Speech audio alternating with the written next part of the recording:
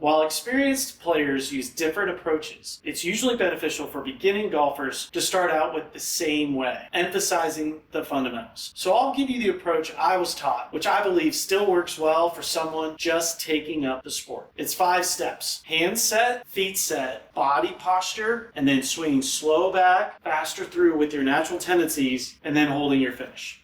If you follow that 5-step sequence at your initial visits to the range, or even when hitting wiffle balls in your yard, you'll establish the foundation for a good swing. Now let's go through each of those 5 steps. So now let's talk about how to get hands set on the club. And what I mean by that is getting a proper grip.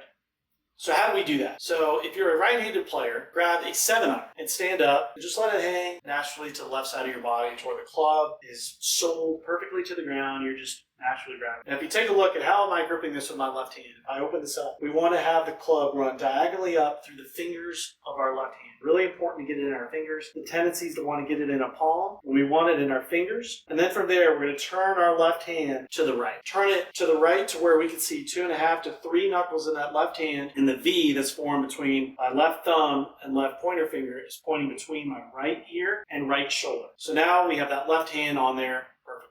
So how do we bring that trail hand on? We're going to bring it in from the side. Same thing, we're going to be focused on gripping it in the fingers, not in the palm. And then once we add it on there, this V that's formed between these 2 fingers is going to point to the same place between this right ear and right shoulder. Now we have a very neutral grip. Now this is a great place to start as a beginner. It's just a neutral grip to where it's going to lead to really good control of the club face. Now, there's different variations that you can have when I pull it up here. This is an overlapping grip. As you can see, I overlap my right pinky over my left pointer finger. Now, this is the most popular grip on tour. It's a really great place to start, but if your hands are a little bit smaller, it can be harder to do this grip. So if your hand's a little smaller, I'd focus on the interlock grip where you interlock right pinky and left pointer fingers. Now, this famously was a grip used by Tiger Woods and Jack Nicklaus, 2 greatest players of all time. So it could be a good place to start. And then lastly, you could experiment with a 10-finger. Now, this is really good if you are struggling with a little bit of strength, maybe a little bit of an older player. This is going to give you a lot more strength.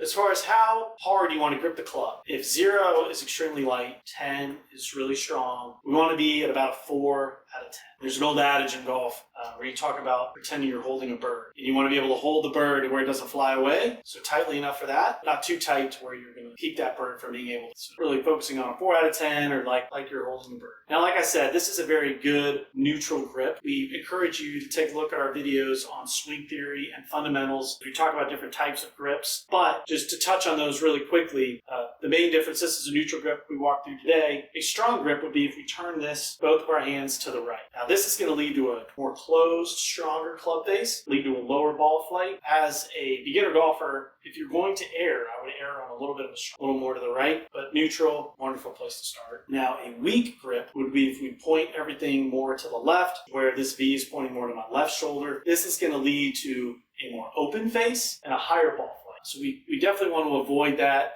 as a beginning golfer. We want to start with neutral, which would be 2.5 to 3 knuckles in this left hand, V pointing to my right shoulder between the ear, or slightly strong. So this is a great place to start, big neutral grip as a beginner golfer, but feel free to check out our other videos. So now that we talked about getting our hands set, we got a good grip. Now let's talk about getting our feet set, which means getting into a good stance. So how do we do that? Well, alignment is extremely important. So if we look down this hole, we obviously want to hit it down the middle of the fairway. What I want you to envision is a railroad track going down the middle of this fairway. So there's 2 lines. We got a right line and a left line. Now in golf, think about that right line as being the track of the golf ball. That's where we want the golf ball to fly. And then the left line on that railroad track is where we want our feet, knees, hips, and shoulders to be lined up. So parallel left. We don't want to be pointing directly where we want the ball to go with our body. We want it to be parallel left. So how do we do that? Well, the easiest thing to do is put a golf club on the ground to represent the left side of that railroad track, as I have here. Then all we need to do is step in with our feet, make sure our feet are parallel to that golf club, and then we work our way up. We go knees, hips, and shoulders are all parallel. Now, our feet are set. We're in a really good spot. Well, what do we do about about the golf ball. Where does it go in relation to our body? It's much more simple than you might think. I want you to focus on having the golf ball, if you drew a line up through your body on the logo of your shirt. You can see I have a logo here. Most shirts have a logo. If not, you can think about the center of your heart. That's where we want the ball position to be on all shots with our irons. Now, it's an illusion because with a wedge, when our feet are closer together because it's a shorter club, it's going to look like the ball's further back. And then when I move out to a 7-iron, it looks like it's further forward. But if you draw a line up, it's going to be focused right on the logo of the shirt. The only thing that changes is the width of my stance. Now, the only difference is with the driver. With the driver, we're going to push that up to be roughly on my left armpit if you're a right-hander, because with the driver, ball's on the tee, we're going to be hitting up. So that's how you get your feet set correctly in the proper ball position.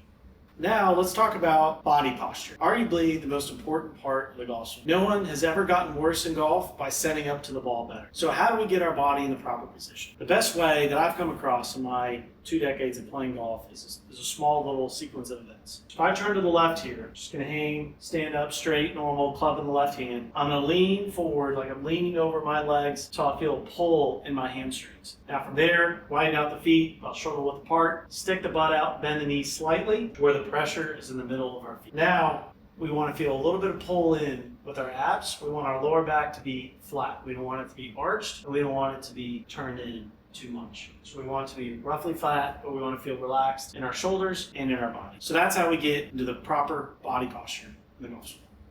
Now that we've touched on the fundamentals, how to set up, how do we then begin to think about how to swing the club? Well, that's the key word there, swing. It's a golf swing. We want to let this club move and swing naturally. Now, the best way I've come around to make that happen is if you think about how would you throw a ball. I'm sure you've played some other sports in your life. If you think about how would I throw a ball from this setup position that we've just put ourselves into. So I'm holding this ball here. How am I going to throw this ball in front of me or down the fairway? Well, what it's going to require is it's going to require a swing back, a move into your trail side, and then you're going to move back to your lead side, and then you're going to throw and finish in balance. So that's what we want you to focus on, being an athlete, letting your own personality come through here. So we're going to focus on letting the club swing back, move to the right, move to the left, and then finish in a good balanced finish. Now the last fundamental we're going to touch on here is holding your follow through.